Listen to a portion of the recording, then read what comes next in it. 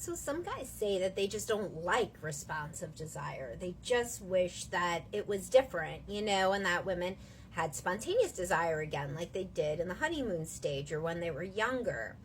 And this just, it's okay to be upset about things, but as you might tell your children, there are just some things that we have to accept, as part of life.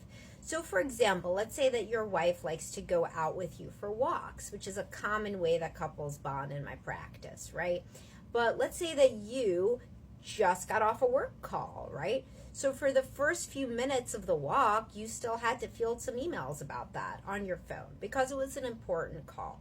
And so you were stressed out, and you're still trying to go for the walk with her. It's important for her. You usually end up liking the walks, but it does come. You would rather, let's say, maybe do it once a week. She likes to do it a couple times a week, even 3 times a week. So you try to go on the walks. You need some exercise too, but you just got off your work call, right? So you're kind of stressed out. And so would you want your wife to huff around and be like, well, you don't even want to be here. Well, then why don't you just go back home?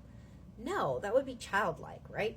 You would hope that your wife would think, all right, I'll give him a few minutes, So he has some shit to do. He has to catch up on some stuff from work. He's obviously trying to prioritize me with these walks in the first place, right? So about 10 minutes in, yeah, by then you should be engaging. And by about 10 minutes into your sexual encounter, your wife's responsive desire will kick in, right?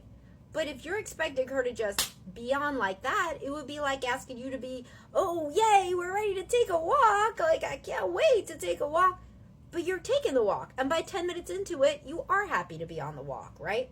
So in marriage, as people mature, hopefully you learn to give each other grace and understand that often people are doing things they don't want to do for the sake of the relationship. Short term, they're trying to get over the idea of that it's not what they want and allow their pleasure in it and their joy to be with you and their overall happiness to connect. That starts to take over their short term, oh, I don't want to do this, whether it's taking a walk or it's going on a date or it's sex or it's anything else. So I have a podcast called Responsive Romance because honestly, people do not turn on to something that they do not feel like doing on a dime. And we should have grace for that in our partners.